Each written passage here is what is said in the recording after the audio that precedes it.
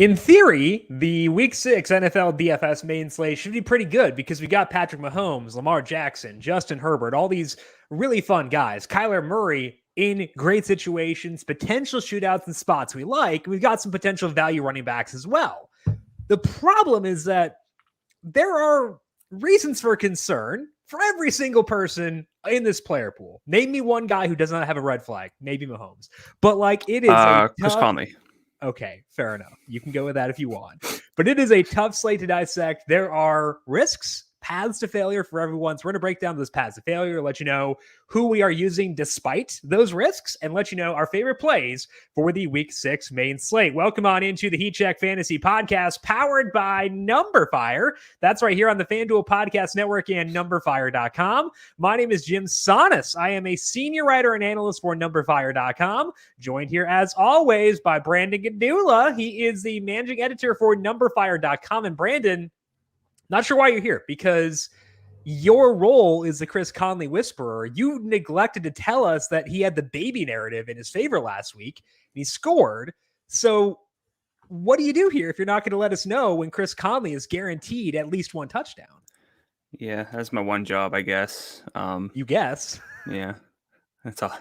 Hey, well, look, now that we know, I'm done for you got the next hour and a half, so I did my... Deuces. I don't want to talk about this slate though by myself, so I need you here. Well, Chris Conley also was, I think, like third worst in PPR points per snap again during last week. So for mea culpa, but forgive. I think it was a little bit forgivable because he's out there running a lot of wind sprints, as they say. But it's good. Got to get that work in after the baby. So I get it for sure, but. Happy to have you back here today because I think this is a difficult slate for me to diagnose because we're talking beforehand. I think I say the phrase paths to failure way too often on the show, but like every play I look at here has a path to failure outside of maybe the Chiefs Washington game. But overall, there's a lot of risk on this slate. So how are you feeling? Are you more optimistic here? Am I overblowing it, or are we on the same page? I don't know if I've ever been optimistic about anything, but no, I mean, so when I saw that this was a 10-game slate, when we first looked at this thing on Monday, I was like, okay, there's some games that look good. It's going to be a pretty easy one to figure out. All we're going to have to do is narrow down the quarterbacks that we really want to play. Well, all the quarterbacks that we kind of settled on were the top 6 in salary, and they pretty much all have win concerns. Yeah.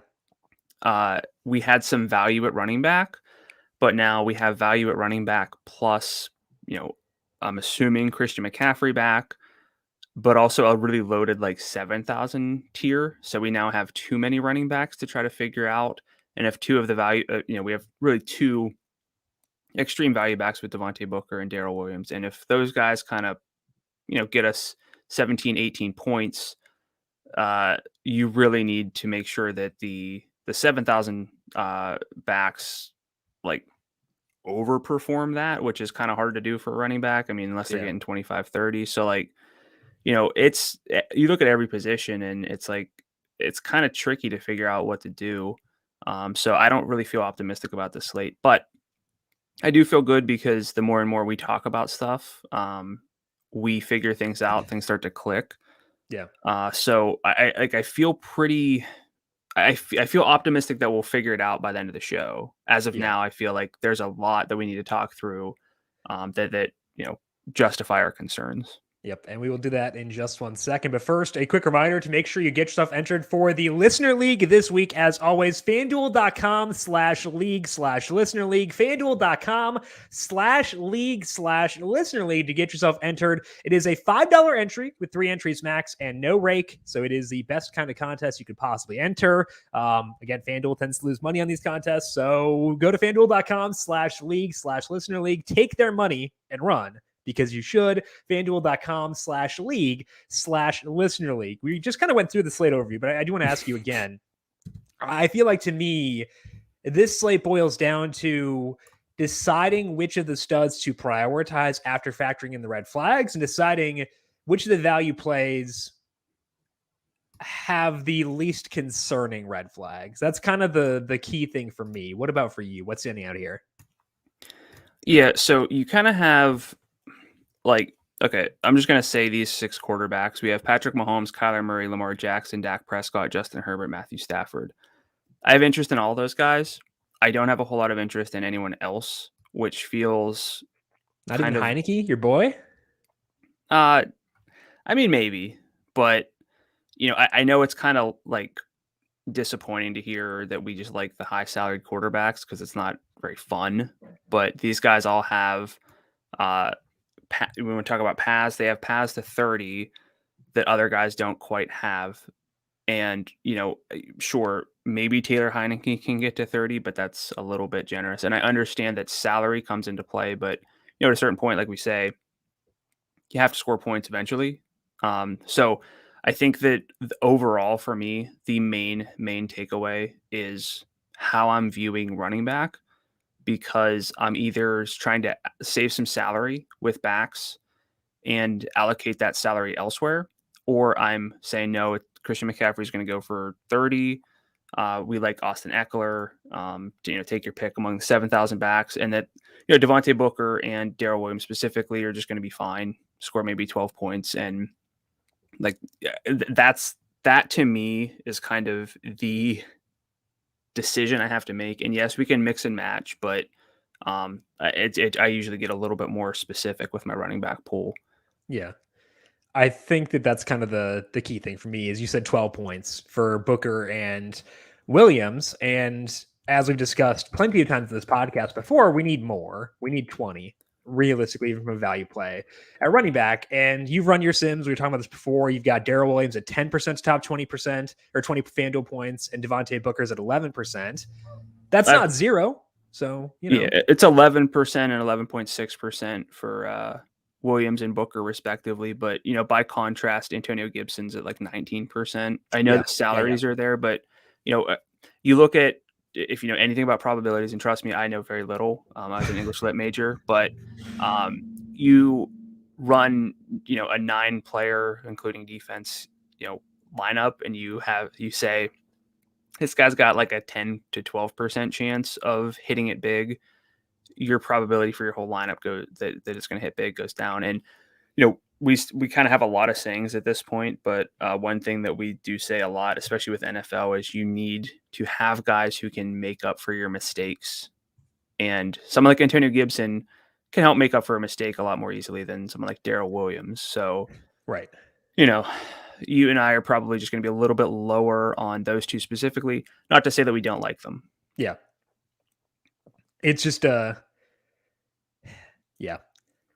Sometimes there are value plays that are very difficult to see failing, like Alexander Mattison. Very tough to see him falling short in both his situations when he was there. It's very easy to see those guys come up short, but I'm still going to use them. I want to be very clear about that. I will still use both those guys because I have to, but I also don't want to go 60% exposure to them. Yeah. And so if what I I want was to be saying, underweight, so be it. Yeah. So like what I was alluding to was, are we going to play 60, 75% of these guys like we did with Najee Harris was 6,100 in week 2. I played 100%. Madison, whenever he's low salaried, I'm not there. Yeah. And a key reason for that is I'm a little bit lower on those two specifically. For Williams, it's more about what workload he's going to get. And I used this example before the show, but if Clyde Edwards-Helaire was at 5,200, I'd play him. So I'm not going to say I'm not going to play Darrell Williams. We have some offensive concerns potentially for the Giants and Devontae Booker. But the big issue that I keep coming back to is we have a lot of running backs. It's not that we need value. So that's kind of my key issue with the slate. And maybe those guys just make it work, kind of consider them your flex plays. So you can get up to McCaffrey. Again, I'm cool with that, but I think to sum it up, the best way that I can is, like you said, is it a week where we go 60, 70, 80% for those guys? And I'm saying no. I agree. We'll talk about injuries here in just one second. But first, the puck has dropped on a new NHL season, and FanDuel is celebrating with an NHL parlay insurance offer. All you have to do is place a 4+ leg parlay on NHL games between now and October 19th. If exactly one leg of your bet loses, you get a refund in site credit. Kick off the NFL or the NHL season the right way by heading over to FanDuel Sportsbook and placing an NHL parlay. Must be 21 plus and present in Arizona, Colorado, Iowa, Illinois, Indiana, Michigan, New Jersey, Pennsylvania, Tennessee, Virginia, or West Virginia. Refund issued as non-withdrawable site credit that expires in 7 days. Max refund $25 per day. Restrictions apply. See terms at sportsbook.fanduel.com. Gambling problem? Call 1-800-GAMBLER. Visit fanduel.com/RG. In Indiana, 1-800-9-WITH-IT. For confidential help in Michigan, 1-800-270-7117. In Tennessee, call the Red Line at 1-800-899-979. In West Virginia, 1-800-GAMBLER.net. Or in Arizona, call 1-800-NEXT-STEP or text NEXT STEP to 53342. Let's run through injuries impacting the main slate here. Christian McCaffrey was limited in practice on Wednesday with his hamstring injury. Everything points towards his playing, despite the fact that Matt Rule is a liar, saying that there is a 50% chance he plays this week. Pretty sure he's lying to you. We'll talk more about the Panthers with McCaffrey in the trend section because I'm pretty sure he's going to play. On the bright side, other side of that game, Dalvin Cook got in a limited session Wednesday. They've got a bye coming up, and I think that does impact things a bit here. But how are you thinking about Dalvin against Carolina, assuming he's good to return this week? I feel like maybe we're looking at the bye differently, but I feel like maybe we're a bye week away from a full workload for Dalvin. I don't understand. Okay. Like, it's frustrating for fantasy, but Alexander Madison's like good and the offense is fine with him playing. I don't know why there would be a need to play Dalvin Cook his full allotment of snaps. So that's a little bit worrisome. I think I'll probably be underweight on Dalvin this week. So what are you thinking with that bye? What were you alluding to? Well, I think that they might. I think that increases the odds that he sits entirely because they have a bye to potentially give him an extra week to rest. But if he plays, I think the complicating factor here is that they're 2-3, I believe, and they almost lost to Detroit. Yeah, and Mike Zimmer thinks that they need Dalvin Cook, and Madison did fumble at the end of that game against the Lions, which is almost why they lost. I think that adds up to his potentially playing a more full workload than he did the first time he came back. With that said, is that worth prioritizing when I could pay $1,200 more to get to McCaffrey, who I do feel better about, which may feel weird, but I do feel better about him? Is it worth prioritizing Dalvin over Austin Eckler in a tremendous game? We know there are no injury concerns there, and the role is amazing. Is it better than Zeke? Better than Chubb? We've had our concerns with Nick Chubb, but like he keeps producing, and at some point that matters. So I don't know. And is it better than peppering that 7,000 range, which I love at running back this week? Right. Probably not. So I think I'm on board with you, where even though I think there's a decent chance he gets good work this week because they feel like he gives them the best chance to win, they need wins, I still think I'm okay being on board with you and potentially being underweight on him if he does come back. Yeah, at 8,800, there's not a whole lot of wiggle room for error. So we talked about guys getting us 12. If he gets us 15, that's a swing at one of those studs. And the reason that you want to allocate salary for studs is because they have slate altering upside. We know that McCaffrey has that. Eckler's shown that. Once you dip down into the sevens, like the 7,000 range, it's a little bit less. But if you take away Dalvin's ability to run away with the slate, then there's not as much appeal to roster him at 8,800. And it's not just Dalvin over Eckler. It's Dalvin over Tyreek Hill, Devontae Adams, Cooper Kupp, who are all in Mike Williams, who are all in really fun games this week. So that's the other issue I'm running into there. The Giants are super banged up. Saquon Barkley, Kenny Golladay, Daniel Jones all missed practice Wednesday. Barkley and Golladay seem almost locks to sit. Jones might be able to go. He was like going rogue and in full uniform, and then Joe Judge kind of looked like he wanted to kill him, which just might be like the resting Joe Judge face of like, I kind of want to kill this guy. Like, I think that might be just the way his face works, but sounds like they think he's got a shot to get cleared in time for this game. They do seem like they'll be getting Sterling Shepard and Darius Slayton back. Kadarius Toney should be able to play through his ankle injury. A lot to play at the Giants. We'll talk through them in the trend section. The Browns were down a bunch of key guys at practice on Wednesday. Nick Chubb, Kareem Hunt, David Njoku all sat out, as did Myles Garrett. Doesn't seem to be a big concern about any of those guys, and we'll talk about them And Kyler Murray's shoulder in the bookmaker section, Kyler was limited on Wednesday due to a shoulder injury. Final one, Joe Mixon got in a limited practice on Wednesday after not practicing at all prior to Saturday last week. So an improvement there. Samaje Perine is on the COVID list. Are you willing to buy back in on Joe Mixon against Detroit? Yeah. Fully. I mean, how can you not be? His workload's great. Like that's, I think the one, we're talking about pass to failure. And I don't want to talk myself out of this game, but pace. Well, there's pace, but I'm thinking about this, and this could be one of those spots where I don't know what time of day this game is. Looks like it's noon. Everything's at 1. noon. Or sorry, 1. Ooh, oh, wow, buddy. I went back to Minnesota time now. Am I going to be sitting there at 3:00 being like, yeah, Joe Burrow's like can't really make calls, and they're doing all these hand signals, and it just makes the offense like. Yeah, he's not. Joe Burrow's going to be a little bit quieter than Rosa. So. But yeah, Rosa has a lot to say about Joe Burrow in his throat. So I'm just thinking about one of those, like, I'm digging through all the data, but one of those just like common sense, like, yeah, man, maybe he can't like scream his adjustments, and the offense like isn't as snappy with making changes. Yeah, raucous crowd in Detroit for an 0-5 team, so I think that definitely plays into it. If it were anywhere else with a less competitive team, maybe not. But yeah, I think it'll be fine there. I actually kind of don't mind Burrow. It could be just me getting too worried about stuff, but like, I don't think he's interesting. With Mixon. Worried about stuff as in wind with other quarterbacks? Yeah.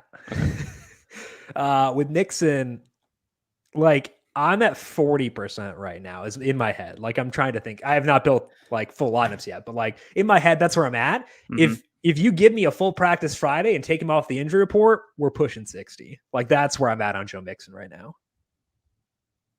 Yeah. I could see that. It's a look, I really think that this slate for me comes down to nitpicking through the running backs, and I really can't nitpick Mixon aside from the fact that his quarterback might be a little bit limited with the way that he can make adjustments, but with Detroit's defense, I don't think it's going to matter. So Mixon's not one of the guys I'm concerned about. So I'd say about 40% sounds right for me too. And every practice rep he logs, that number goes up. We'll talk about the injuries we discussed before throughout the podcast for today, the ones we did not expand on there. So let's move to bookmaker info for this week. The highest total on this slate, deservedly so, is Washington hosting the Chiefs. That's up to 56 now at the Chiefs, favored by 6.5. Two bad defenses, two offenses that can move the football. I think like in terms of nitpicking, this is the one I can nitpick the least. The issue is salary. The Chiefs guys, obviously very high salary. Terry McLaurin is not low salary. We have guys like Darrell Williams, Mecole Hardman, Ricky Seals-Jones, Antonio Gibson, who are not super high salary, but if you want the studs, you got to pay for them. Does that influence how you're viewing this game at all relative to other ones, or is it the top one to stack regardless?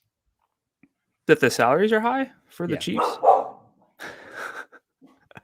Very good. No, I mean, that's always the case with the Chiefs, and it's generally worth the risk. We've seen consistency from Mahomes. We've seen some up and down from Tyreek Hill and Travis Kelce a little bit, but that's what you expect from the Chiefs, is that the salaries are going to be high. The question is always, can we bring it back? And you mentioned the guys who make these stacks a little bit more appealing with Ricky Seals-Jones, Darrell Williams, and Mecole Hardman. So I don't have any real issues with this one aside from potentially the weather. Yeah, it's not bad. It's at 13. That's not high enough where I'm worried yet. I would worry if it got higher. So I'm not worried yet, but that's one of the ones that's a lower concern for me. And I have this one second in expected pace or average pace. It's not really a calculation of expected pace, but average pace. So I like that.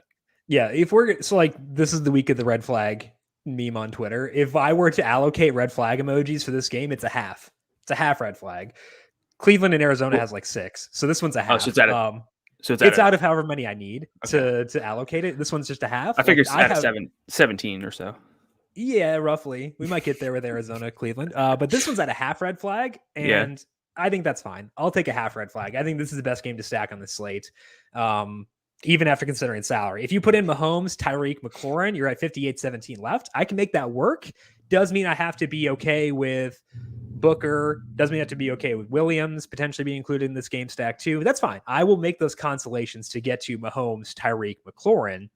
And I'm fine with that. What's your first question? What's your prioritization in terms of the higher salary guys? Are you going? Is it a Tyreek week or is it a Kelsey week? Honestly, I think I'm to the point where it's always Tyreek because he's the guy who can get you 40. Kelsey, I know, has to be compared to other tight ends, but we have Mark Andrews on the slate, and his combo of some upside and value, I think, is really unprecedented. Darren Waller, at least ostensibly, still has the ceiling. Feels a lot like last year where big game early, like good usage, just lulls us to sleep. And I'm and like, then, no. Bam. Yeah. And nobody cares about my season-long team, but in a very important matchup, I ended up facing Darren Waller both of those weeks. So I'm sure a lot of people got that end of it based on how scheduled. When do you face him next? Just so I can that in my head. Well, I have him in one league, so that's been okay, cool, rough. Cool. But that helps. But yeah, I remember that vividly and how dispersed those big games were. But I think for me, it's going to be Kelsey second behind Tyreek. And, I want Terry McLaurin, but he's not really on par with the two Chiefs guys. Where are you with those two? Or those three? I think I go Tyreek over Kelsey too. I'd agree. McLaurin, like if I'm thinking about like overall exposure levels, I'm likely to have more McLaurin than Kelsey. So I guess I technically might be higher on him, but it's not because I think the McLaurin is under salary despite the fact that he is 7'4", and we got a lot of good dudes in this slate. I think he's under salaried still. Is that fair to say? Or is that me being too into McLaurin? I think he's about right. I would start to hesitate if he was like 77 or 78. I'd still play him, but yeah, not to that point. So I feel like this is probably a fair number. I know he'll be relatively popular, but he's coming off of an 11 target but 4 catch game, so that might keep things a little bit in check if people are just looking at box score numbers. But I think this game will be popular enough where it won't matter. Yeah. So I think that'll be the main factor there. But either way, I think this is a great game. What about the value plays here? We got Darrell, we've got Mecole Hardman. We have Antonio Gibson is lower salaried. Ricky Seals-Jones, De'Ami Brown sounds like he'll be back this week. What are you feeling with regards to the lower salary dudes in this game? I like Ricky Seals-Jones because any tight end with a semblance of a pulse is in play. Not even like a pulse. Like, have you ever at one point had a pulse? You don't just have it now, ever. I played Jared Cook last week, so like I don't need a current pulse, just at some point pulse. Yeah. But Seals-Jones, 8 targets, 3 red zone, 99% of the snaps last week, like that. And Mecole Hardman, really good workload. Josh Gordon, I think, had 2 routes. I think there's plenty of time that remains before Josh Gordon kind of phases out Mecole Hardman, if that ever happens. Yeah. And this is coming from someone who likes Josh Gordon plenty, but I feel really good with Mecole Hardman as a way to get to Mahomes, and so like Mahomes, Hardman plus Terry can really help.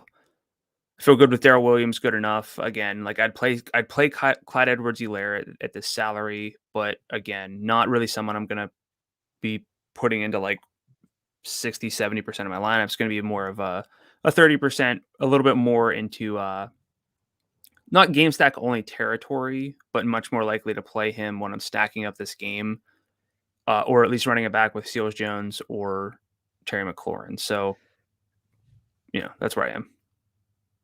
I think something that's kind of fun for this game is having Chief stacks. So having Mahomes, Darrell, Tyreek, and then not putting Seals-Jones in there. Because I feel like the mindset will be, okay, I need to save salary, so I'll put Seals-Jones in there. I think David Njoku, if he gets to be fully healthy this week and we can get some credits in the win there. Tyler Higbee's 55. Sorry.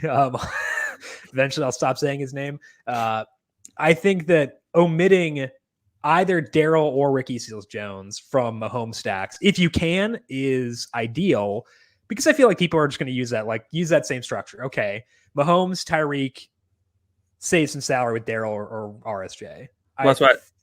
Yeah, Hardman works too. I'm fine with that. Yeah, that's why I think my favorite is going to be Mahomes, Hardman, Terry. Yep. I think that's fun. I like that combination. I can get there for sure. Hard for me to say no to Tyreek, but I mean, it's a very different situation. Well, you can't say yes in every lineup. Right, correct. Although I have considered it, if I just play him in every lineup, the week that he eventually puts up 40. I mean, again?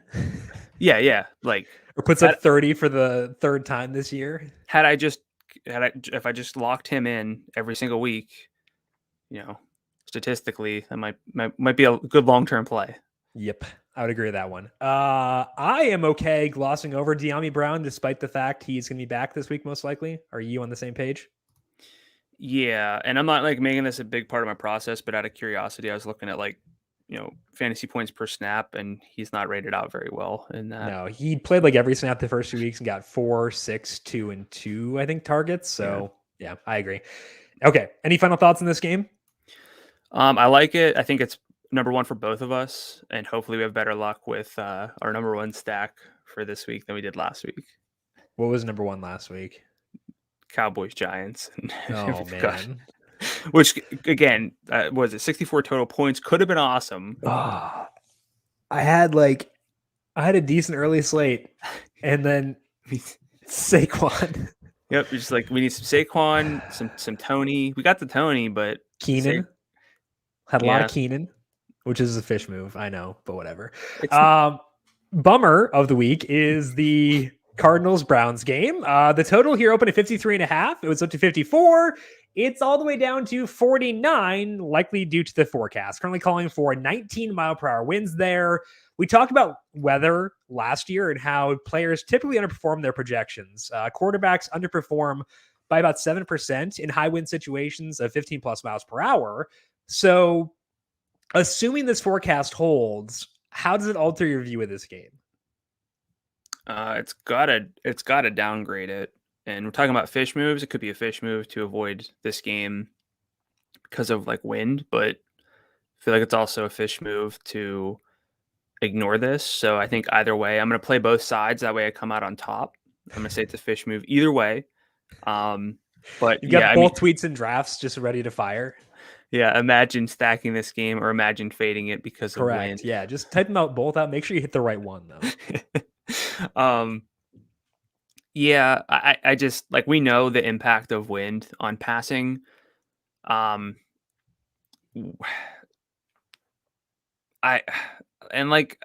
still down on the Browns overall, where I get the case for Odell Beckham.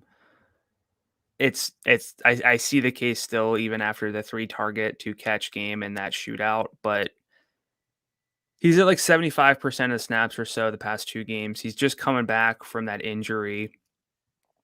It's a really high variance player with his downfield work, but the odds he gets downfield targets in heavy wind go down. So, right.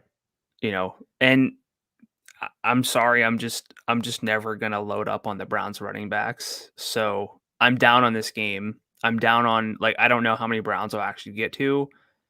The Cardinals have their market share concerns. So yeah, I'm down on this one as well. What about you? I think it lowers me. It doesn't push me off entirely, but it does lower me a lot. Kyler, if you gave me healthy Kyler with no shoulder injury, with Rodney Hudson at center and no wind, Kyler would be my favorite quarterback on the slate. Yeah. But his shoulder's banged up now. Rodney Hudson is out and the winds are 19 miles per hour. This one is at least 6 red flags, whereas the last one was a half. Yeah. Expanding more on wind quickly. Last year, there were 11 quarterbacks who were popular, top 3 in roster rate on the FanDuel main slate, the FanDuel Sunday Million. Only 5 of them hit their baseline value for the position, so it's 46%, whereas 77% of quarterbacks in wind speeds of 0 to 4 miles per hour hit their baseline. That's a concern. Also, we don't see a big roster rate decrease because 22% of all popular quarterbacks last year were in high wind games. So, or 10 plus mile per hour wind games. So I know people say, oh, people overreact to wind. And it's no, they don't. They actually don't react probably enough to wind. So it's not going to cross Kyler Murray off for me. It just puts a situation where I know we're trying to avoid having like a 10% play at quarterback in terms of exposure. I'll probably be there with Kyler this week because if I take, his baseline projection and lower at 7%, then I still want to get some because he's Kyler Murray, but then I lowered a bit more because of the shoulder injury and I get down to like a 10% situation. And, that might not be a great process, but I think that there's still a path to him being good. I just don't want to have a lot of it given that there are a lot of red flags around this game. Yeah, I mean, this is one of those spots where this game could erupt and then people will remember it as like the time that It'll everyone be the outlier. overreacted. Yeah. But like that's going to that happens. That's why I look almost primarily at ranges of outcomes and just see like what is to be expected, because Christian McCaffrey is not going to lead this slate. Let's say he's healthy. He's not going to lead the slate like guaranteed. It's not a lock button that he leads the slate in FanDuel points. It's just not how it works. So like they're within the range of outcomes for this game is that it hits the over, that there's a lot of points still, but long term over a big sample, as you mentioned, as we talked about last year, I think in more detail, like it's better to play games in domes. I talked about that one. It's better to downgrade games in wind, and there's still an edge according to the data that you cited. So I think that I'm going to be low on this game. Will you have we're lowering Kyler. Yeah. Like, does this lower your enthusiasm around like mini stacks with like DeAndre Hopkins and Nick Chubb, DeAndre Hopkins, Odell Beckham, Rondale Moore as a one-off play?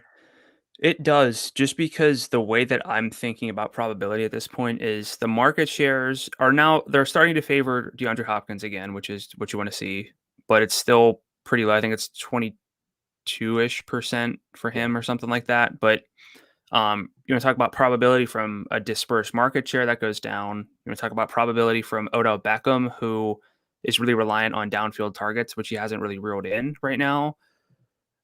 If that all clicks, yeah, great game. And we can be kicking ourselves for downgrading it. But probability wise, everyone gets downgraded. And also probability wise, like Kareem Hunt is substantially overperforming on a per snap basis. Like I don't want to be chasing those situations, especially when I don't like the game. So I'm not considering Hunt, so I don't feel the need to talk about him. With Chubb, though, he's at 112 yards in scrimmage per game. That is 11.2 FanDuel points with no catches. Well, which is probably accurate for him, with no catches and no touchdowns.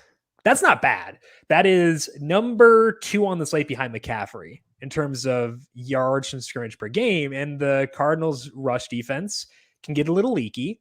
So I think that if I'm looking at the Browns and I do let's say the wind comes down and I feel a good stack in this game, I feel like Chubb would be the first place I'd go to. Yeah. Okay. Yeah. I mean, and it's weird because it goes against our process. He has 2, 1, 0, 1, and 1 targets, which is conveniently 1 per game.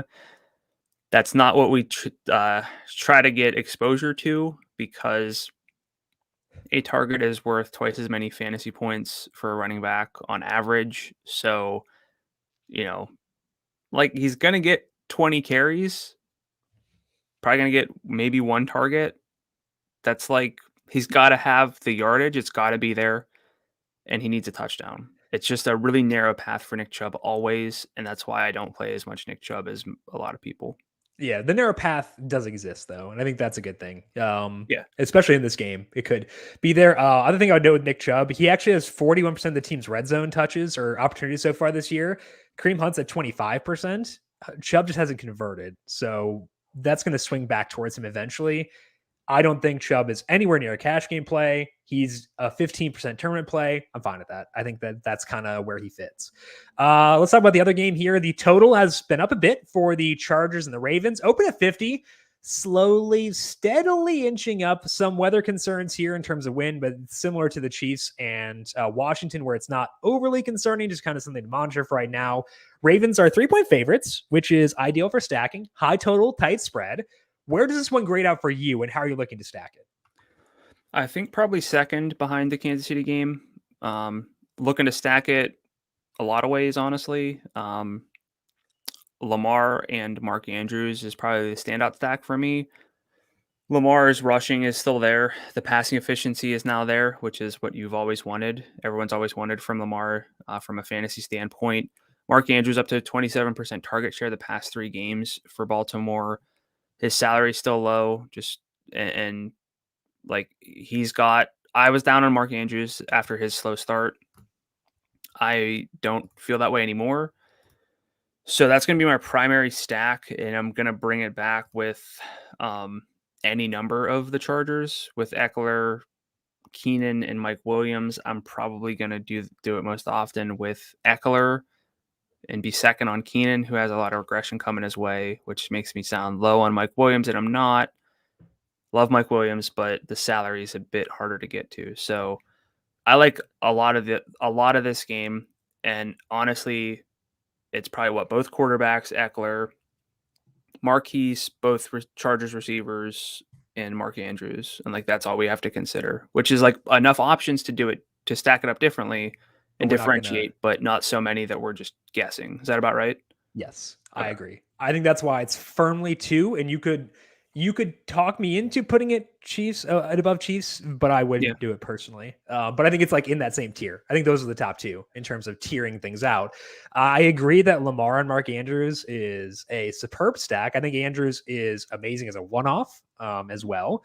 As like, I think a fun construction given how many tight ends will be used in Chiefs Washington stacks. A fun construction is Mahomes a quarterback and stacking that game, but putting Mark Andrews at tight end. Because I feel like that'll be like we talk about combinations. I think that combination is going to be pretty unpopular this week, which I like a lot. So I think that's pretty interesting to me. And like if I have a single lineup, very tempted by that. If I don't put Lamar as my quarterback there, which I will. The reason I'd favor Andrews over Marquise Brown, despite the fact that Marquise Brown is getting really good usage, is because Brandon Staley's like key tenet is like not letting up deep balls. And that's where Marquise Brown wins.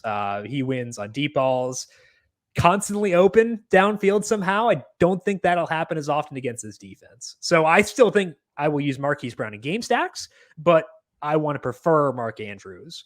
As far as the Chargers guys, I might go Keenan over Eckler. It's very close.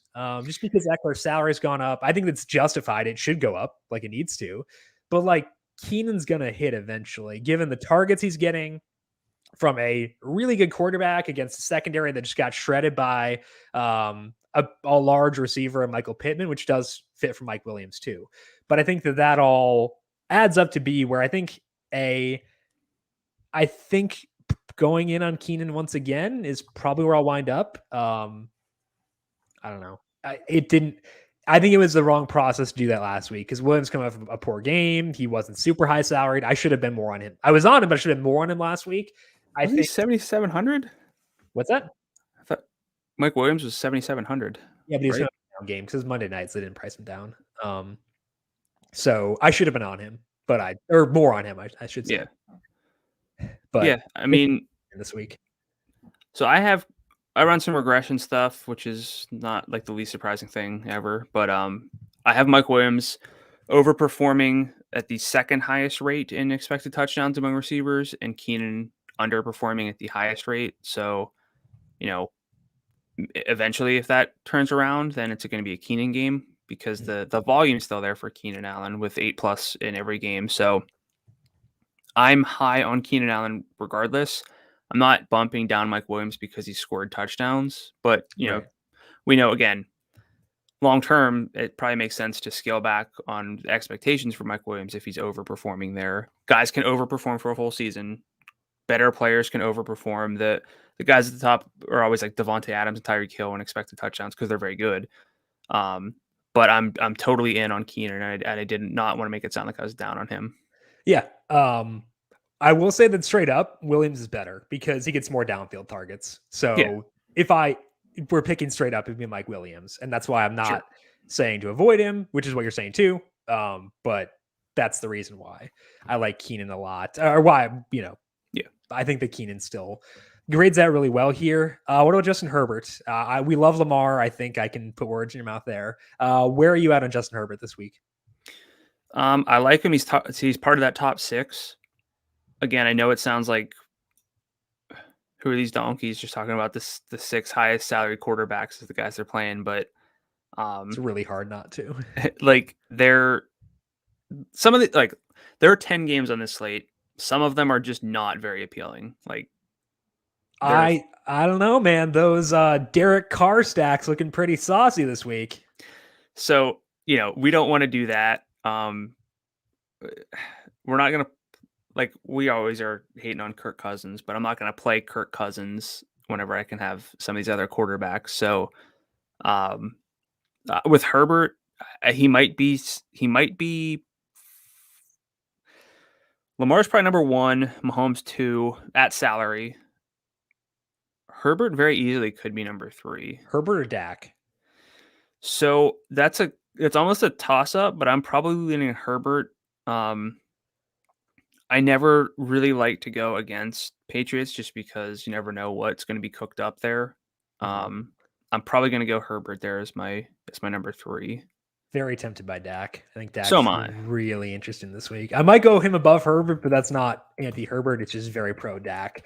I think that they're both very. I'd agree that they're the guys competing for third right now. I think we're on the same page there when it comes to quarterback. Okay, let's move now to the trends discussion, taking a look at some things impacting our lineups this week. You are looking at the Patriots market shares because we both like that game, that Chargers-Cowboys, or that Patriots-Cowboys game.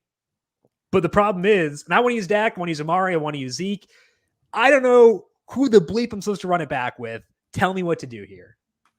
Well, we're talking about like quarterbacks and stuff, and we have a great game from a pace standpoint, and we have Mac Jones sitting there at like 6,500, and it's like, okay, great game, low salary, maybe there's something here, but like, here's why we're not playing a lot of low salary quarterbacks this year.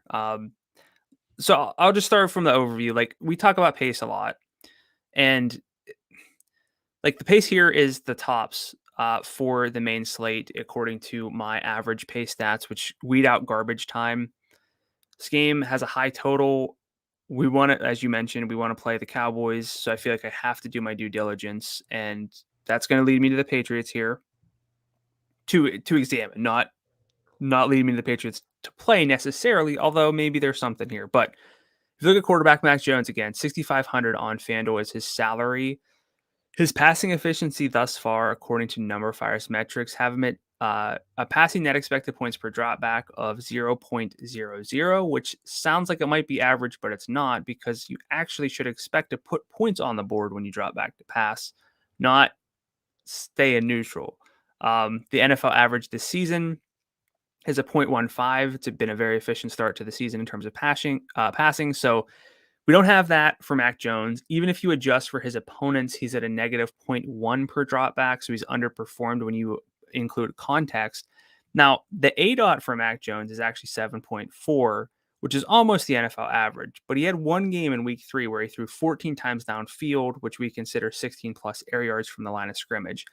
If you remove that game, because it was a clear outlier, because he's had 4 or fewer such attempts in his other 4 starts, his ADOT is 5.6, which is not good. That's like end of career Drew Brees, where he's just, basically throwing handoffs. So I can't get to Mac Jones despite the low salary and the good game, because there's not a whole lot to like. So I want to make it clearer why we were separating so much with these high salaried quarterbacks. Someone like Mac Jones just doesn't really have the win juice to get up there in fantasy points. So win juice, yeah. Now we generally know by now that Jacoby Myers is the team's wide receiver 1. He's at a 25% target share, 29% of the air yards. That works out to 9.2 targets per game. Adjusting for some context there with downfield and red zone work, it's worth about 11 targets per game. But after that, nobody's above a 15% target share. So it's kind of just Jacoby Myers from that context, from the season-long standpoint. Last week, however, Hunter Henry did lead the team with 29% of the targets. He had 8 targets, 2 deep in 1 red zone. He has a 19% target share over the past 2 games, with 2 combined high leverage targets per game in that sample. This is despite just 58% of the routes. But that target per route rate over the past 2 games ranks him 4th among tight ends, behind just Dalton Schultz, Mark Andrews, and coincidentally, teammate Jonnu Smith. Is that because Jonnu Smith is no longer allowed to run routes and now is a tackle? Yeah. So, like, again, we're always hating on tight end. We like this game. Hunter Henry's been more involved the past 2 weeks. It's a new team. It kind of makes sense that it might have been a little bit of a slow start. I really don't want to look at the running backs, so I'm just going to skip over that section. So, Works for me. Now, I'm not saying I love this offense, but between possibly Jacoby Myers and Hunter Henry, like there's some bring back appeal. Is there enough for you with this offense to feel like this game can stay competitive and therefore keep the Cowboys relevant? And is there enough for you, most specifically with those two guys, to consider bringing it back with them at all? So do you know Hunter Henry's salary? I think it's like 54. It's 56, which is pure booty. He should be 49. But like, you're right. He'd be number 2 in terms of whom I'd want to target here. But like, that's just a lot. The yardage has been pretty good. So I think that like, I'll use him, but like, it's a bad salary and I'm annoyed by it. Other question for you is, if you had to guess, I have Roto Grinders projected roster rates pulled up right now. If you want to guess where Jacoby Myers is, just ballpark it. Like 18. 21.8. That's high. So like I would take the under on that number just because I've seen a lot of tweets about how Jacoby Myers can't score touchdowns, and I feel like that will linger in people's minds, much like it has mine. So I think he's the obvious bring back here, and then Hunter Henry is too, and then there's no one else I want to use on this team, which is reassuring. But the problem is like I don't think I'll be alone in doing that, which is pretty annoying.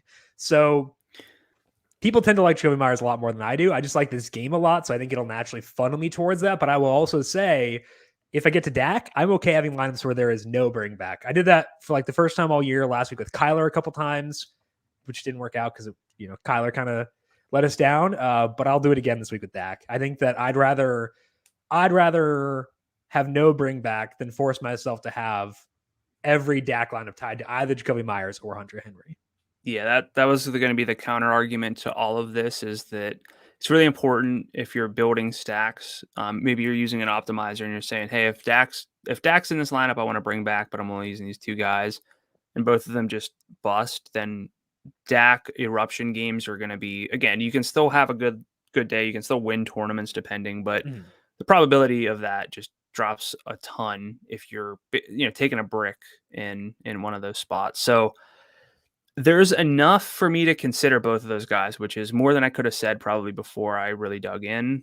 But again, just going to be a little bit spottier with that. So, and again, like you said, not stacking every lineup that has Dak with those two guys. How are you viewing the Cowboys offense here? I think the Dak is really intriguing. The one downside that I have is I think the spread is shorter than it should be. It's not 3.5. I have it at like 7. Partly because I have home field being a little bit less. Also because I think the Patriots suck. But like, I think this game is less competitive than it's being billed as. So I still like Dak and I like Amari and CeeDee Lamb. But that's like the one kind of hang up that I get. I'm still going to use them, but that does kind of make me interested in Zeke too. So what's your thoughts on this game? The Cowboy side of this game. Yeah, I like those 4 specifically. I don't know if I'm going to play Dalton Schultz this week because I'm pretty sure his salary is like still elevated. 65. Yeah, 65. That's a lot for a game where we might not think it's competitive. The saving grace for me is the pace is high, and that helps me. If I had to rank them, I'd probably go with Amari number 1, kind of, which is weird because the salary's there. I love building around those like high $6,000, low $7,000 receivers because those are typically the guys with good roles but who have underperformed. And for Zeke himself, it's more running backs loaded, so I feel a little bit less like I have to go there. But I'm gonna play all 4 of their top guys. Yeah, running backs loaded. His role's not as good as Eckler's. So if you're in that range, and plus, like, I'd rather just get to McCaffrey at that point. So that's the 2 arguments against him, but I'll still use him. I think that there's a good path to him being really solid here. But overall, I think Dak is in contention with Herbert to be number 3. The reason I might go Herbert is because the odds that game is competitive are much higher. I've got it as like a pick. Whereas this one, I do favor the Cowboys by a decent amount. Let's move now to my first trend here, talking about the Giants, because we don't know who will quarterback for them yet. Obviously, that influences how we view their offense and the Rams. Let's go through Daniel Jones and Mike Glennon to decide how to handle things here, depending on who starts at quarterback. If it's Jones, I think we can feel great about this game and stacking both sides. Jones is at 0.22 passing net expected points per dropback across his 5 games this year. After adjusting for schedule, the Giants rank 10th in schedule adjusted passing offense. The Rams defense has taken a step back this year. They rank 13th in schedule adjusted pass defense. So if Jones plays, I would say fire up Devontae Booker with confidence. We can feel good about Kadarius Toney, et cetera, et cetera. It is a downgrade of Mike Glennon, but it's not the end of the world. Last year with the Jags, Glennon averaged negative 0.04 passing net expected points per dropback. That was between Gardner Minshew at 0.11 and Jake Luton at negative 0.21. Glennon was willing to let her rip. His 8-out was 8.0, which is decently fun, more fun than Mac Jones. And he was pretty similar to what he did with the Jags last week in relief of Daniel Jones. Glennon is at 0.02 passing net expected points per dropback. 8-out was 8.2. That was with no Shepard and no Slayton, who should be back for this week. So if Glennon starts, he'd likely be below average, but not a disaster as a passer, and he'd be willing to go deep. That means that while we downgrade Booker and Toney, I don't think it pushes them out of play on a slate where we really want value. I think the bigger takeaway is that it might lower the appeal in Cooper Kupp, Robert Woods. Darrell Henderson remains fine. Wouldn't impact me on him, but I don't think it'd be a big enough blowout where he would lose targets. So I'd be fine with him still, but Woods and Kupp would be tougher. So that's where I'm at on these guys. Brandon, how are you viewing the Giants under Jones versus under Glennon? Yeah, you mentioned Glennon's passing net expected points per dropback last year. I have it a lot worse once you adjust for opponent, unfortunately. So that's a drawback that I'll have that might be overstated. It's a better situation with this team than with who we had last year to throw to. But, obviously with Jones, we feel a lot better. I think the big thing for me is going to be where we land with Devontae Booker. And I think that's the best point here, because if it's Glennon, I could really see myself just avoiding Booker and hoping that he does bust. Sorry, Devontae, for watching. All the best. But, I feel like I'm higher on Daniel Jones than you are, and maybe lower on Mike Glennon. But I'm going to play the Rams regardless, just because I like what their passing offense does. I guess maybe it's not the hugest gap between these two, but I really want Daniel Jones to start, and I feel like he's going to. So in that sense, I'll have a lot of stacks of this game, and it could creep up to number 3 for me if Jones plays. How high are you on this game? Where would you rank this game with Jones, and where would you rank this game with Glennon?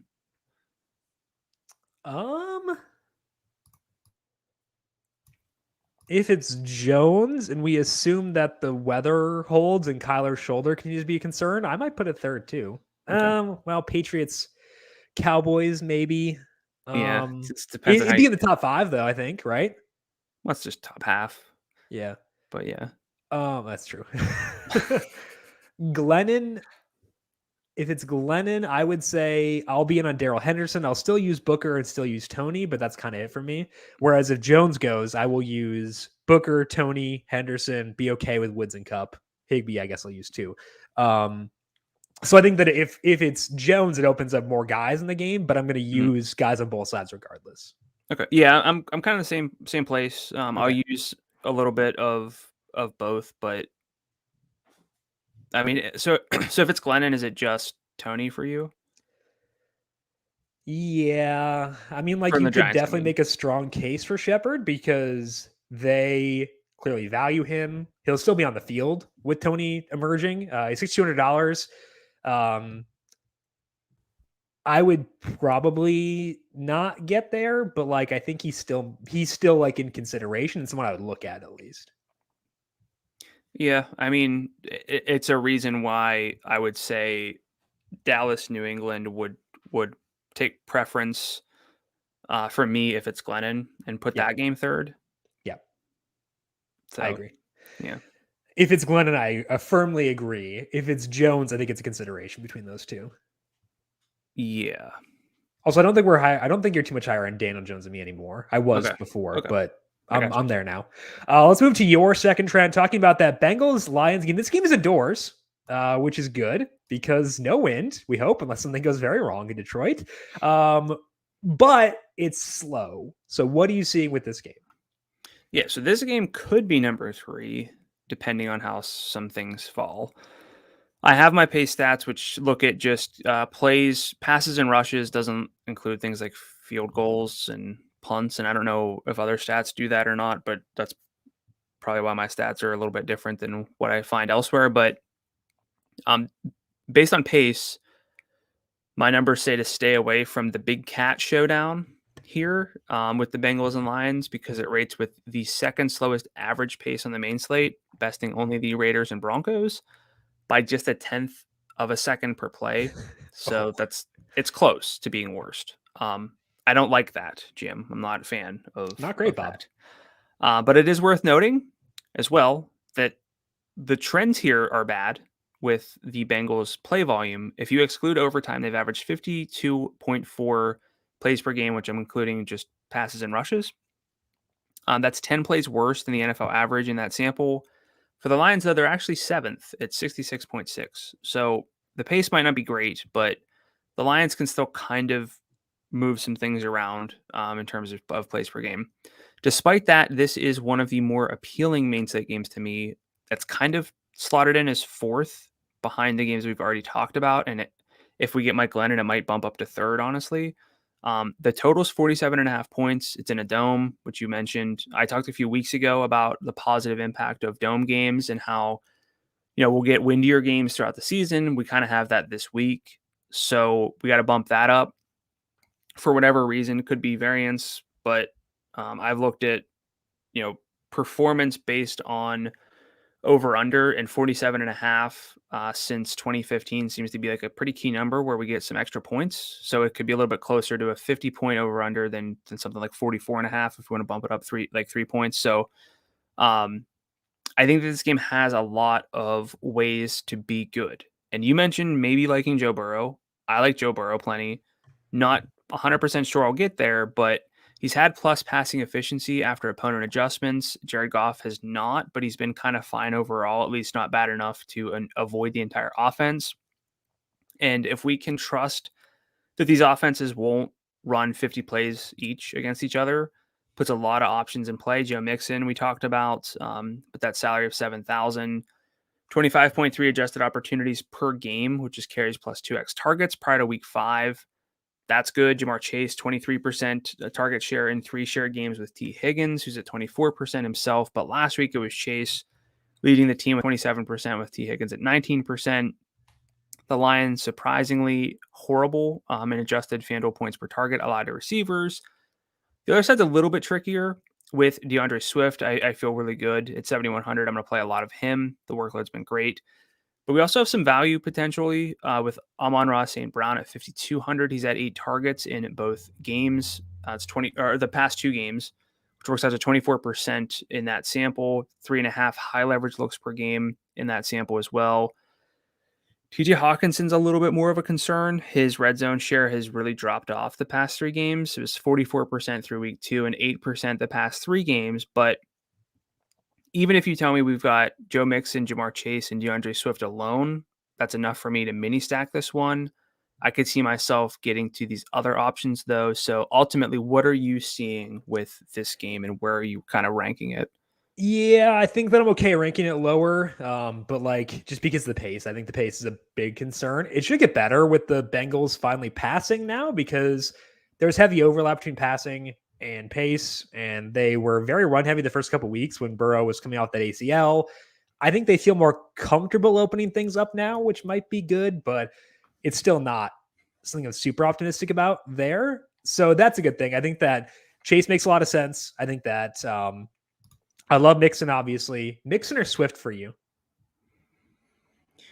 Probably Mixon just because you should have less competition for anything, but I love Yeah, DeAndre Swift. I think I'll go Mixon too. But I think Swift is definitely in consideration that very, very good tier. What about Swift or Darrell Henderson? Probably Swift. I go Henderson because of the offense. Do you want to bet there? No, Okay, fair enough. I don't feel good enough about that. Okay, fair enough. Figured I'd at least try it. I have Henderson over Swift, but I think both are really good options for this week. As far as the Lions, I have to apologize. I scoffed at you when you brought up Amon-Ra St. Brown on Monday as being someone who could benefit with Quintez Cephas being out. That was wrong because my checklist at receiver is you need to be able to get 85 yards or 2 touchdowns. The 85 yards is in play. He had 3 deep targets, I think 2 weeks ago, facing the Bengals. The Bengals defense has played well, but they're not infallible by any means. So he's like not the highest upside guy, but he has the potential to get some deep targets. So I think that's I'm more open to it now, especially given how value strapped I think will be on this slate. So to me, love Mixon, okay with Swift, but rank it below Mixon and Henderson. And St. Brown, now a guy I'm willing to get to just because I think they will need the salary savings there. And where are you with Hawkinson? Because we're always looking for tight ends. I'm not using him. Nope. Andrews is $100 lower salary. I've got Seals Jones. I've got potentially Njoku. No. Not even with that hair, though, in his He's hurt, man. I don't, yeah. That shows the head and the hair, but doesn't show the ankle or whatever it is that's ailing him. His knee. I think it's a legit thing. So I'll pass. Let's move now to my second trend. Talk about the Panthers offense with Christian McCaffrey. He was limited in practice Wednesday. He's going to play. He practiced last week. Rodney Smith was released on Monday, and he's going to play. It does alter this offense pretty dramatically. McCaffrey played 2.25 games before his injury. That was partly against the Jets and Texans, but they also faced the Saints in there. So wasn't all easy defenses. But with McCaffrey on the field, the Panthers averaged 0.30 EPA per dropback according to Next Gen Stats. It fell to negative 0.16 without him. And that gap it's overzealous, to say the least. It won't be that the same over a larger sample, but it is very fair to say, which you said on Monday, that McCaffrey does positively impact the passing game for this team. That matters. Everybody benefits from a more efficient offense, and it makes this game more attractive if he's in it. And it also really narrows the Panthers' targets down from being just a 2-man team. In the 2 full games with McCaffrey, DJ Moore has 28% of the targets. McCaffrey has 22%. Nobody else is higher than 14%. And it does mean that there's no value, but I'm okay with that. We know where the ball's going here. As such, I think that getting stacks in this game of McCaffrey with Justin Jefferson with DJ Moore is pretty attractive. Dalvin, we've talked about a bit where I don't know where I sit there, but I think getting some mini stacks here of McCaffrey running it back with Justin Jefferson or DJ Moore with Jefferson, I think that's kind of in play this week. But in general, my takeaway here is I want to be high on Christian McCaffrey. If you look at the total yardage per game for running backs in their most relevant samples on the main slate, Christian McCaffrey is 50 yards ahead of everybody else on this slate. With no Derrick Henry, he's the guy. So Brandon, I want to get to Christian McCaffrey. I want to actively try to be overweight on him for this week. Where are you at of McCaffrey and this Panthers offense? Love McCaffrey, believe it or not. He's the big dog with the big dog playing Monday night. He's the big dog for this slate. He should be the skinny cat, I think. Skinny cat.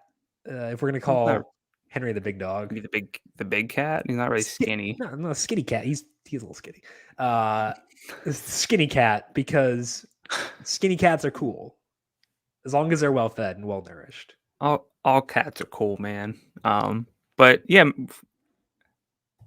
All cats are cool. Yeah, McCaffrey is, if he's good to go, he's the play of the week. It's just he's 50-50.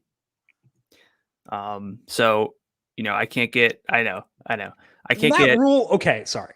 Matt Rule said last week they were hopeful he'd play. He was doubtful.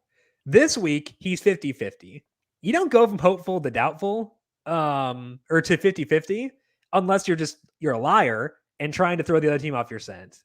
Like, he's lying. If McCaffrey sits, my fault.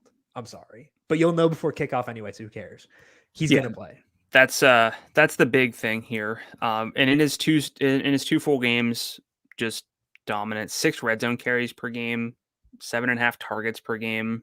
Like, if he's healthy and he plays, we're going to play him. I feel like it's very different than if Dalvin Cook plays.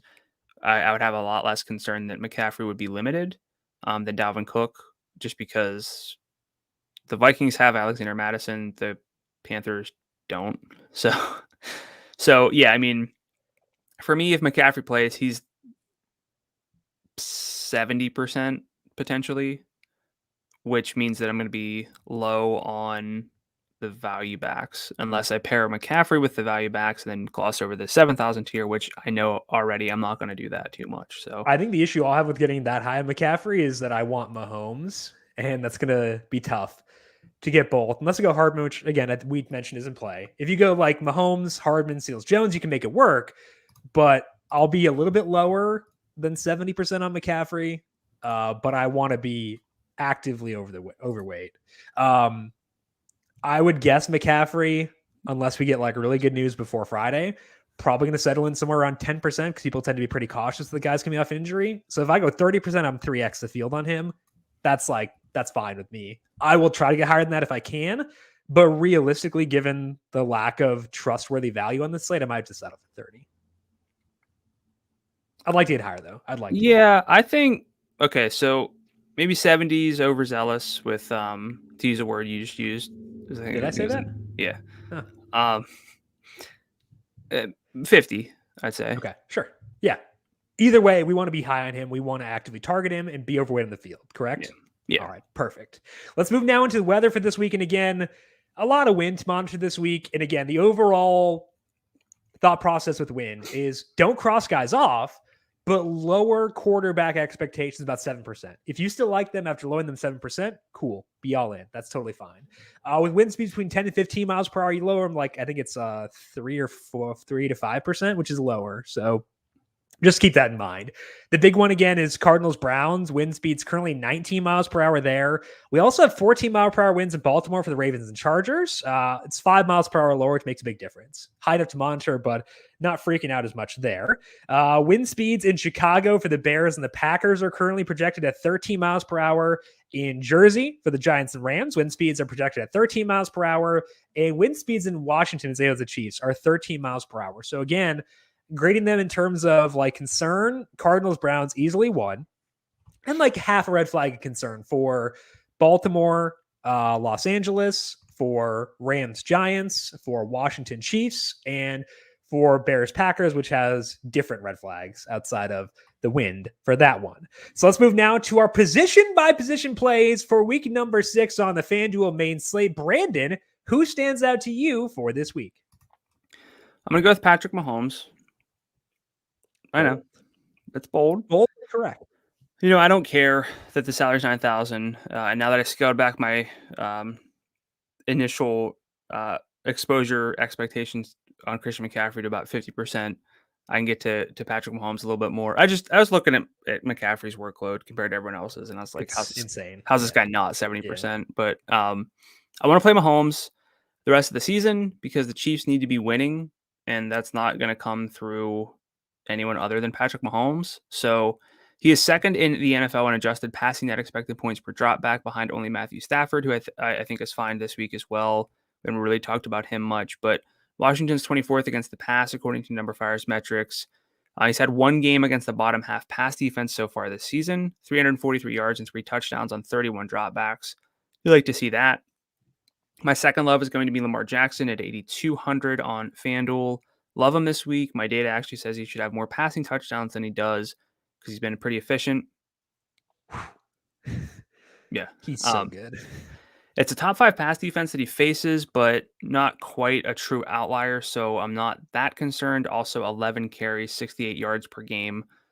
On the ground, that's pretty nice. That's 1.5 passing touchdowns worth of fantasy points plus. And has 2 clear stat candidates now. That's always been the issue with Lamar.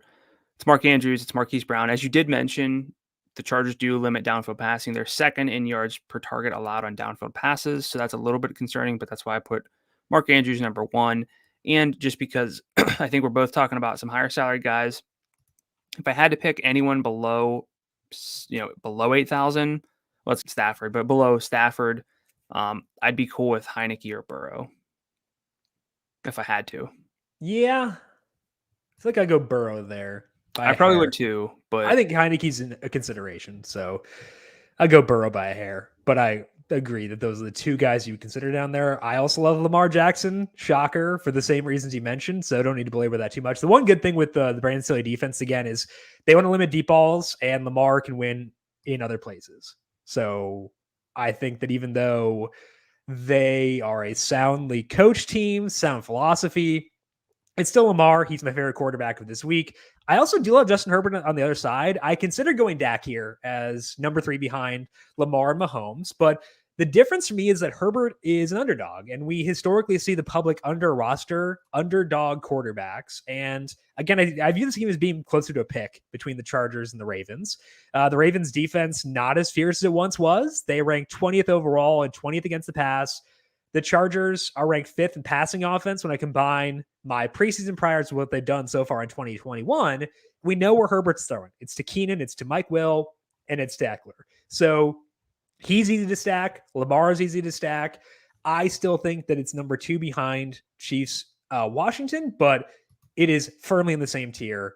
I think Herbert's pretty good. I will agree that Stafford is in play. I think that Dak is good too, but I think because this game is likely to be the most competitive of those, I'll go with Herbert over them for right now. Let's move now to running back. What you got there? I'm going to go with Austin Eckler. 8,400, ranks 6th on the slate in adjusted opportunities per game, is 5th in my expected FanDuel points per game model. Baltimore is 29th in adjusted receiving FanDuel points per target allowed to running backs, which adjusts on a player level basis. Samples can still be small there, but that's good for Eckler. They're middling and rushing efficiency allowed to running backs. I love McCaffrey. If I can't quite get there, I'm totally cool with Eckler as my number 1. I also love DeAndre Swift at 7,100. I've been really high on DeAndre Swift this season because of the targets he's been getting, which again, almost like a cheat code where you can just double up target or carries with that number. He's getting 17 per game, so again, that's worth like 14 carries. That's a 19% target share within this offense. Those rank the 7 targets and 19% target share rank 2nd and 3rd respectively among running backs. I do like this game despite some pace concerns. It's indoors. The targets are good. And Swift also has 2.4 red zone carries per game. My third love is going to be Darrell Williams because here's the thing that I can't get away from. I don't imagine his role will be significantly different than what we saw with Clyde Edwards-Helaire. If Clyde Edwards-Helaire was salaried at 5,200, I'd just suck it up and play him. Hope for a multi-touchdown game. That's about it. CEH played 28% of the snaps last week. Williams was at 41%, got a red zone carry, 5 total rushes, plus 5 targets, 1 in the red zone. And he did run almost 40% of the routes again, with Edwards-Helaire playing about a third of the game. So the routes really help me think that this isn't just a full-on committee. He's got the potential for 85 and a touchdown, which if I hit everywhere else, I get that I'm advocating against that, but I do think that there's a path to 18 if things fall his way because the offense is so good and because the game's so good. If he's 10% to get 20, that means that he's like, 30% to get like 15, or is that's way too high. But like if he gets you 15, it won't kill you. At least it's not going to be the perfect lineup, but it won't kill you. So I have him at 28.4 to get to 15. That's pretty good. Yeah. So I think that what I would say with Williams is you allocate your exposures based on that number. Like if he's 28% to get you 15 points, use 28%. Yeah. And the thing is, it's 5,200 is an outlier. It's not 6,200. It's not even 6,500. And we're talking about 15 at 5,200 is a really rare number to get. Like 5,200 is rare for a starting running back. Yeah. So it is a bit different. Yeah. I agree. I think that's the way to view it, though, is think about those odds and allocate your exposures based on those odds. My first love at running back is Christian McCaffrey. He's $10,000, but I think everything points here to a full workload. Everything. They released Rodney Smith. They practiced him last week. He practiced again this week. This is the same plan they used last year where they, practiced in the week before, didn't play him in the first game back, brought him back, and he had, I think, like 18 carries and 10 targets in that first game back. Got hurt, so they could be more reserved, but like it was a different injury. It was not a re-aggravation. That, I think, is reassuring. In the first 2 games, 162 yards from scrimmage per game, 65% of the red zone chances. There is a massive gap to him in the field. So if I have one lineup, Christian McCaffrey will be in that lineup. My second love is Joe Mixon. I'm hoping he gets in a full practice by Friday, because if he does, I'm gonna go bananas. He was averaging 25.3 adjusted opportunities per game in his 4 healthy games. He had 40% of the red zone chances. Facing Detroit, a defense he should be able to shred. He's $7,000. So I'd rank him above Swift and above Henderson. But like, I'm not opposed to them. I want to ask you Antonio Gibson really quick before I talk about my value play. Gibson 67. Is he game stacks only for you, or will you have some standalone plays too? I'm just always a little bit lower on Gibson than most. He's close to game stacks only. Yeah. I prefer other backs, and I'd rather get there. So, like, I'll put it this way: if I'm building a single entry lineup that doesn't have like a Mahomes stack, Gibson's not going to make it in. Yeah, for single entry, yes, I'd agree. My top value above Williams by hair is Devontae Booker. He should get a healthy chunk of the work. He has last week 24 adjusted opportunities. He had half the red zone chances for the team in that full game. There's the potential for Daniel Jones to play, and I prefer him over Darrell Williams despite the gap in offenses. I think that like these guys have similar limitations where they might not score. For Williams, it's because the Chiefs don't use their backs in the red zone. For Booker, it's because the offense might suck. But I think just because Booker will be on the field more, I'll put him above Williams, but the gap is pretty minimal. So my exposure level between the two should be pretty similar, I would say. Yeah. I'm with you workload wise where I'd feel better about Booker, but salary wise, 700 does go a long way. You're right. It does. So again, I know that we advocate basically against we need to make sure that our guys can put up points. I especially feel that in like the 6,500 range, like let's call it with running backs. So he's lower than that, but James Conner, like I don't. His ceiling is 14 points if he scores twice. It's just I want to be clear, because it might sound like we're, or at least I'll say myself being a little bit contradictory. Backs below 6,000 have a lower threshold that they need to get to. Players above that is whenever you really need to That's why I don't play a lot of Jonathan Taylor. Like, I know he has passed to upside, but if he's not breaking a big play, he doesn't really have that. So yeah. Okay, let's move to wide receiver. What you got there? Keenan Allen, talking about paths to big games. He's got that because the volume's there, 8+ targets in every game. That's just kind of what you expect from Keenan Allen. He ranks top 5 in targets while inside the 10 or in the end zone with 10. According to my data, Allen is also the biggest underperformer in the touchdown column among receivers. So something has to give eventually with that workload. My second love is Amari Cooper at 6,800. I liked the bounce back-ish from Amari in week 5. His target share has been really low, but he had 19% in week 5, 6 targets, 2 downfield, 2 red zone. That works out to closer to 9 targets rather than the 6 because of the added value of where he was getting those targets. By contrast, he was averaging 5.1 weighted targets per game from weeks 2 through 4. Love this game overall. Amari has 9 targets while inside the 10 or in the end zone. So it's a great role despite the targets not being as high as we would like. And again, a game that I like this week. My third love is going to be Mecole Hardman at 5,500. Just really easy way to get exposure to the Chiefs offense. The role to me is not reflected with the salary in such a good offense. Hardman has a 19% target share the past 2 games.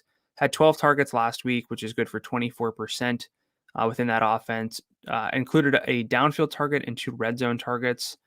And again, Josh Gordon was not a factor yet, and I feel like it's got to be weeks away with it, if at all, that he kind of makes Mecole Hardman irrelevant. We are years away, bud. I'm pretty sure. He looks huge in like a good way. Like he looks jacked. But I'm not sure that's really conducive to like being super speedy at wide receiver. He's been hitting the weight room a lot, which is good for him, but I don't think he's going to unseat Harbin for snaps anytime soon. My first love is also Amari Cooper. I know he's your second, but he's my first. Ooh, you're going low. What? You're going low if Cooper's your top guy. It's influenced by McCaffrey and Mahomes. Yeah. That's the I need to find value, and I like Cooper a lot. If we look overall this year, he has 21% of the overall targets, 33% deep, and 30 in the red zone. I initially went into this thinking I'd talk about CeeDee Lamb, but like Cooper is actually getting better workloads, ? He's also getting healthier, further removed from the hamstring and the rib injuries. He's $6,800. I like him a lot. I want to be in on Amari Cooper.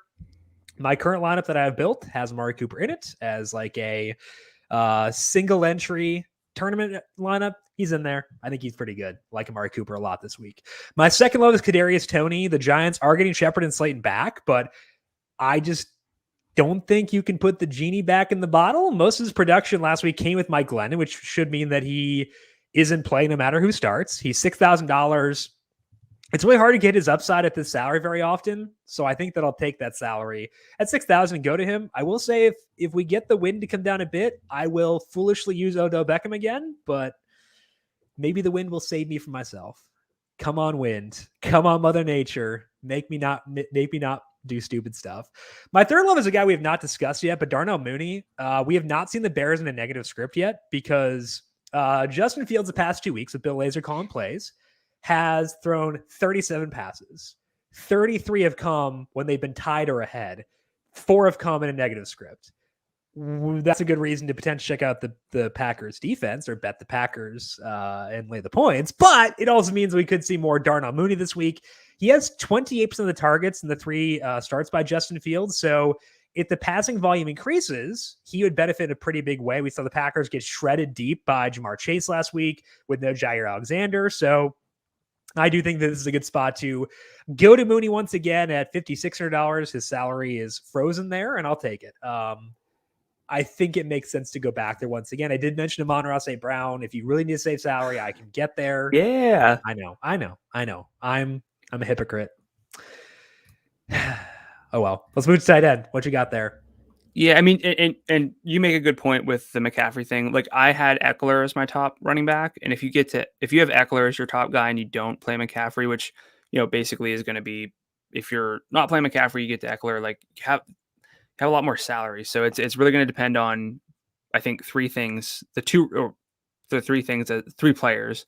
The 2 value backs and McCaffrey. That's going to depend. That's going to dictate a lot of stuff. But for me, either way, I want to make sure I'm getting to Mark Andrews at 6,300 at tight end. For the most part, it's a pretty weak position, which is typical. We do have Travis Kelce on the slate, and I'm not saying I'm going to overlook him, but it's kind of hard to get there, especially whenever we have Andrews.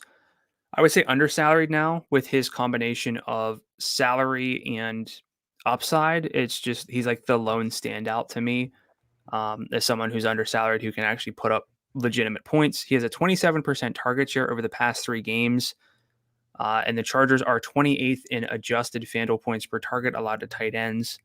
My second love, not surprising, will probably be chalky, but it's Ricky Seals-Jones at 5,000, 99% of the snaps last week, 86% of the routes, 8 targets, 3 in the end zone. I will take that. And it's a good matchup as well for him. RSJ is great. Don't care if he's chalk, needs salary savings. So I think that I'd agree with that. He's one of my loves as well for the same reasons. I think Mark Andrews is the best tight end play on the slate. So I want to say that too. So Andrews, Ricky Seals-Jones. If I'm not going there, I don't mind Tyler Higbee. Stop me. Again, it's kind of like Odell. Like, please make me stop doing this. Hey, play him in our head-to-head. I'll take it. No, I'll play RSJ there. I'm gonna let you know.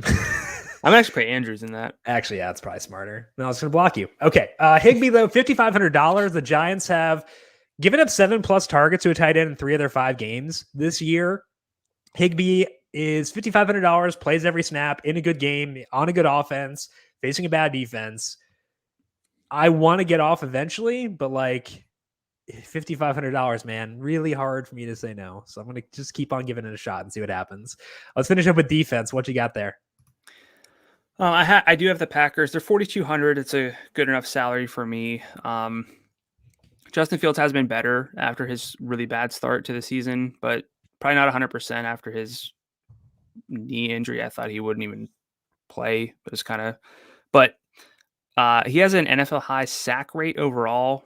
Even if you look at just the past 2 starts, it's still above average. The Packers, again, should play from ahead, and that should put a probably not 100% Justin Fields into negative script, and I like that. Yeah, I think that I'd agree with that. I like the Packers. I also want to mention that the Browns are in play if Jadeveon Clowney and Myles Garrett play. They both sat on Wednesday. Clowney couldn't play last week. It really impacted their defensive line. With Rodney Hudson being out, I think that the communication issues could be most impactful with Clowney. So if Clowney plays, I'm going to use the Browns defense at times. I've seen the Browns rate out projections wise really well. Pretty much everywhere. Popular. I hate that. It's because they're low salaried. So I'll talk about the Cowboys. I think the Cowboys should be favored by more than 3.5 here. The Patriots offensive line is super banged up. They rank 30th in schedule adjusted offense. They almost got beat by the Texans last week. The Cowboys, third ranked defense, that's fluky. It's heavily influenced by turnovers, so that's not going to stick. But like, they're a league average defense facing a beat up offensive line and a bad overall offense. Like, I think the Cowboys are pretty good. I do like the Packers as well, despite Jair Alexander being out. And I will use the Browns. And other teams to note here, Carolina I'll use at times against Minnesota. Darisaw played a bit last week, so like the offensive line not as bad as it was previously, but it's still, the Panthers are a good defense, I think. Would you play Minnesota against Carolina? I mean, it's Darnold, so sure. Yeah, why not? $3,700? Sure, let's do it. Yeah, I think that's probably where I'm looking the most, I would say. Can you play the Chiefs? No. 3,800? No. Okay. Yeah. Are they allowed to get a turnover? Are they allowed to pressure the quarterback? Also, pretty sure Heineke has a really low sack rate. He's kind of degaffy, so that is kind of conducive to to defenses because he has some Jameis in him. He's got some Fitz magic in him, but not. I just don't think I can use that defense. But let's go RSJ. Right. Feel fine about it. Okay, that is all that we have here for today. Brandon, any final thoughts for you before we send the good people off to fill out their Week 6 lineups? We covered a lot. I know it was a little bit back and forth, but as I mentioned at the top of the show, there was a lot I needed to figure out about how I was feeling about things. I still feel really good about the mid-range running backs. Oh, yeah. I want to make sure I get McCaffrey. I'm okay with the value backs. More likely than not, I will have more Darrell Williams just because the salary savings open up more. But I really would imagine that the value backs will be chalky-ish, and that could leave some amazing options in the 7,000 range just overlooked. And I do want to take advantage of that. I agree. Really good week to get to them, but also a good week to get to McCaffrey and a good week to get to Tyreek Hill. So I'm very conflicted. We'll see how things play out once we're building stuff on Sunday morning. That is all that we have here for today. As a reminder, we are here every Monday and Thursday. Recap on Monday, preview on Thursday, up on the numberFire Daily Fantasy Podcast feed, and also live on the FanDuel YouTube page. So make sure you are subscribed in both places, to the FanDuel YouTube page and to the numberFire Daily Fantasy Podcast feed. NHL is back with Tom Vecchio, NBA back just around the corner as well. So a lot of good stuff here on the feed. Make sure you are subscribed. And if you like what you hear, leave us a rating and review as well. Brandon, if people have questions for you on Twitter, where can they find you there? I'm at Gadula13, GDULA13. Check out Brandon on our Thursday Night Football preview show today, breaking down the Bucs and the Eagles on the FanDuel YouTube, Twitch, Facebook, and Twitter pages at 4 p.m. Eastern until 4:30, getting your single game lineup set for tonight. I am on Twitter at Jim Sannes, JIMSANNES. You can also follow the FanDuel Podcast Network at FanDuel Podcast. Big thank you to everyone for tuning in for today. Good luck to you in Week 6. We'll talk to you once again on Monday to wrap it all up. This has been the Heat Check Fantasy Podcast, powered by numberFire.